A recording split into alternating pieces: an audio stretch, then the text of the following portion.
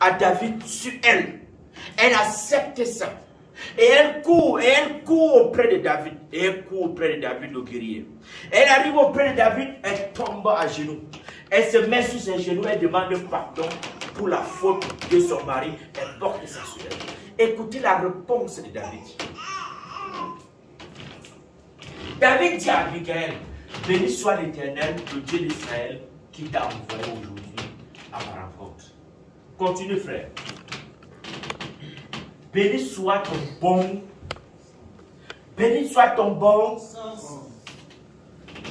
serviteur de Dieu ayant du bon sens. Béni soit ton bon sens et béni sois-tu, toi qui m'as empêché en ce jour de répandre le sang et qui a retenu ma main. Oui, frère. Oui, frère. Oui, c'est vrai, frère. Combien de personnes, combien parmi nous se plaignent chaque jour? Combien de nous sommes toujours frustrés par des choses où nous ne devons même pas accorder du temps? Nous sommes toujours accrochés aux choses qui ne nous apportent rien. Oui, le regard de l'autre m'influence. Oui, je suis dans une société gérée par les hommes. Que je ne le vole pas, l'homme va finir par m'influencer. Mais, c'est qui que nous devons suivre? Dieu ou l'homme? Tu es sur la terre, donc tu auras toujours affaire aux hommes. Alors si tu veux t'accrocher sur l'homme, tu ne pourras jamais avancer. Tu ne pourras jamais avancer. Imaginez Abigail dans une situation, parce qu'elle dit que son mari c'est une bête. Elle a traité de son mari de bête sauvage. Son nom dit tout. Que c'est innocent. Imaginez les genres de paroles qu'elle a reçues de son mari. Imaginez le genre d'injures qu'elle a reçues de son mari. Imaginez le genre de méchanceté qu'elle a connue de son mari. Nous, à sa place, qu'est-ce que nous allons faire? Imaginez Esther pas à la place d'Abigail. Le genre d'injures qu'elle a rencontré dans sa vie. Le genre de méchanceté qu'elle a rencontré dans sa vie. Peut-être même, elle passait même des jours sans manger. Dans la maison d'un millionnaire. De quelqu'un que la Bible dit de puissamment riche. Et quand viennent des moments compliqués, elle prend le devant. Et quand arrivent des moments compliqués, elle prend le devant. Frères et sœurs, qu'est-ce que nous faisons? Qu'est-ce que nous faisons quand ça devient un peu compliqué? Qu'est-ce que nous faisons face aux gens qui ne nous aiment pas? Qu'est-ce que nous faisons quand on nous insulte? Quelle est l'attitude qu'il faut opter? David dit le bon sens. Quel béni Dieu pour cette femme parce qu'elle a eu du bon sens. Oui, ton mari t'insulte. Oui, ton mari ne te donne pas l'argent. Oui, ton fiancé ne t'apporte rien. Oui, passez par là. Mais est-ce que c'est pour ça que tu vas l'abandonner? Est-ce que c'est pour ça que tu dois fuir la maison? Est-ce que c'est pour ça que tu vas te comporter autrement? Est-ce que c'est pour ça que tu ne dois plus parler? Est-ce que c'est pour ça que tu ne dois plus assumer ton devoir de femme de maison? Parce que ton mari t'a mal parlé. Oui, frère, est-ce que c'est pour ça? Est-ce que c'est parce que ton mari ne t'a pas gardé ta robe que tu cherches ou ne t'a pas gardé la mèche que tu sautes que tu ne dois plus faire comme tu faisais avant? Est-ce que ton mari, parce qu'il ne t'a pas acheté le téléphone que tu dois plus préparer, c'est lui maintenant qui va préparer? Est-ce que tout ce que vous pouvez imaginer?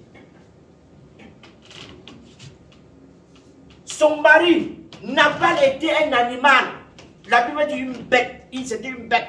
Nous avons tous lu. Nabal était une bête. Avec de l'argent, tu ne peux pas imaginer. Imagine alors s'il n'avait pas l'argent. Écoutez, voilà. Donc, de Dieu, on voyait la femme là, on voyait cette femme là, on dit où elle est heureuse, où elle a tout. Son mari ne donnait rien. Toi, aujourd'hui, quand ton mari te donne rien, qu'est-ce que tu dis? Tu bavardes comme ça là, comme le toit peut sauter.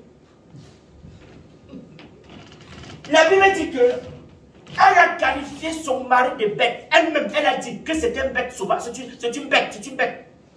Vous avez lu, non? C'est écrit. C'est elle-même qui dit que son mari est mec. Elle est consciente qu'elle a fait un monstre. Mais ça n'a pas empêché de prier pour son mari. Ça n'a pas empêché de demander pardon pour son mari. Femme, femme, ça n'a pas empêché qu'elle se mette à genoux. Elle demande pardon. Est-ce que tu demandes pardon pour ton mari? Combien de fois tu as prié? Combien de fois tu as prié pour ton mari? Combien de fois? Combien de fois as-tu déjà prié? Toi, fiancé, bientôt tu vas te marier, mon fils. Bientôt vous allez vous marier. Est-ce que vous prenez du temps, même déjà dans la prière? Ma fille, bientôt tu vas te marier. Est-ce que tu prends du temps dans la prière déjà? Anticipez. Préparez le terrain. Le mariage là que tout le monde coupe en place, c'est pas facile. Hein? C'est pas facile. On parlait, papa. C'est pas chose facile. C'est du travail. Je ne sais pas pour décourager quelqu'un. Hein? C'est pour juste arrêter. C'est pas pour décourager quelqu'un, mais je dis qu'il y a du boulot. Il y a des nuits, tu ne dors pas. L'enfant est malade, tu sors à 2 h matin, il faut aller à l'hôpital. Ou tu mettais des choses comme ça, elle vient qu'il faut ranger autrement. Tu as rangé comme ça, elle veut maintenant que tu arranges autrement. Ce n'est pas facile. Amen. Mais est-ce que c'est pour ça que nous allons abandonner? Non. Il faut se supporter. Il faut se supporter, frère. Ce n'est pas facile. Il faut se supporter. Et là, Dieu nous donne la grâce. Dieu nous donne la grâce de supporter ces choses. Oui, il faut tenir bon. Oui, c'est Dieu. Il faut garder ton cœur, garder ton cœur. Garde ta bombe parfois comme ça, garde ton cœur. Abigail était dans une maison. Quand on la voit de l'extérieur, on dit, ouh, la femme est bien. Ou quand elle voulait tout sortir, elle était parfumée, bien arrangée. Peut-être il y avait tout un cortège qui l'accompagnait. Peut-être elle vivait l'enfer. La convoitise, il a fait attention. Ce que l'autre, tu vois de l'autre, tu crois que c'est bon là. Peut-être là-bas, c'est le dingue, c'est même dangereux que tu n'as pas. Abigail était dans une situation compliquée, frère, il fallait trouver une solution.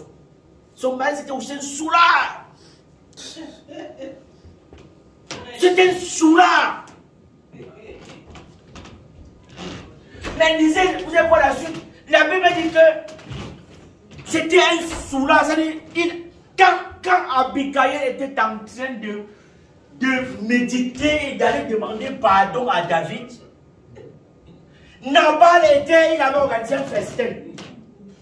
Regardez, quand la femme consciente tentait de demander pardon à David parce qu'elle a choisi d'obéir à Dieu. Son mari, lisez ça, ça va laver la tête des couples ici là. Ça va laver nos têtes. Abigail s'est engagée d'aller demander pardon. Fils, tu vas te marier demain, tu vas comprendre les trucs là. Il s'est engagé, elle s'est engagée d'aller demander pardon. Elle va voir David, elle négocie jusqu'à David dit que je bénis Dieu pour ton bon sens. Mais le mari était de l'autre, il a organisé un bal. Il buvait ses bières. Il buvait ses bières. Il buvait ses bières. Vous avez lu, non? Vous avez... C'est pas moi qui ai dit. Hein. Vous avez aussi lu, non? Il était dans le bien, frère. Marie, Marie, lève-toi. Tellement il était dans la bière que quand la femme l'a vu, quand elle est rentrée, elle a choisi aussi à lui dormir. C'est-à-dire, tellement il avait bu que peut-être ça sortait même seulement en cause directement. Elle a choisi de fermer sa bouche. Elle a choisi de fermer sa bouche. Ah, gloire à Dieu! Dieu. Elle a choisi fermer.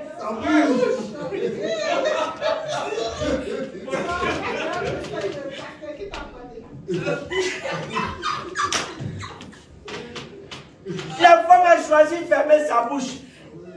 La Bible dit qu'elle est partie, elle dormit. La Bible dit qu'elle a choisi de fermer sa bouche et elle est partie dormir. Dormir. Le matin maintenant, là, quand elle se rend compte que la vie est finie dans le type, elle parle au gars. Elle parle à son mari subitement. Pouf. Il est surpris. Le cœur. Pouf. Et après, la Bible dit que c'est Dieu qui l'a frappé de mort. Oui, c'est Dieu. Vous n'avez pas vu? C'est Dieu qui nous frappe. Manque de bon sens. Manque de bon sens. Alors, frère, choisis être autre chose. Ces petits bouts de... Je n'ai pas dit que... Ce n'est pas écrit que... Écoutez, tout sauf l'excès.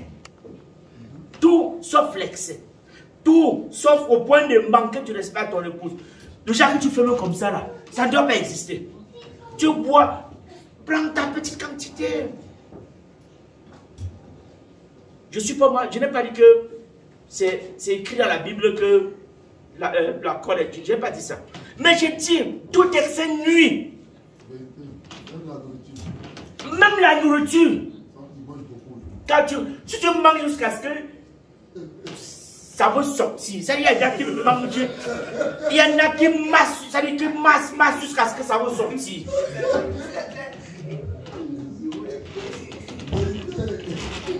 Qui masse. Comme si.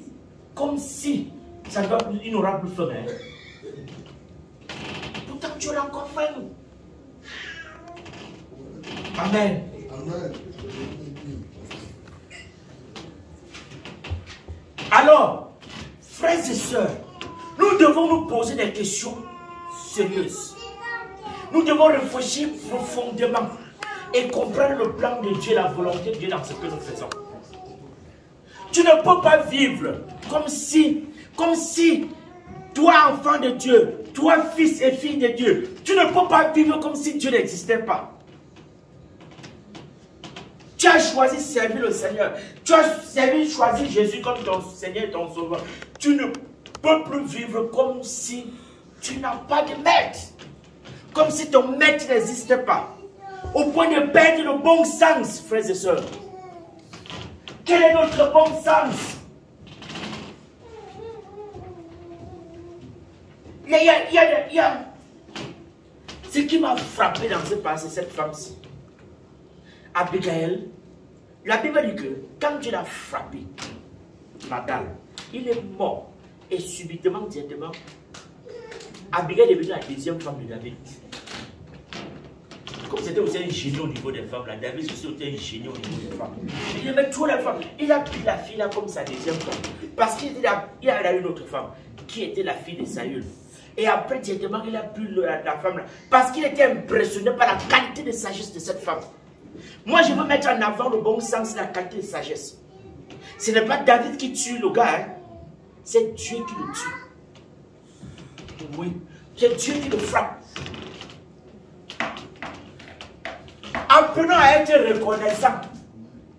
C'est le manque de reconnaissance qui a amené Nabal dans cette histoire. Comment tu peux vivre comme si tu es seul sur la terre?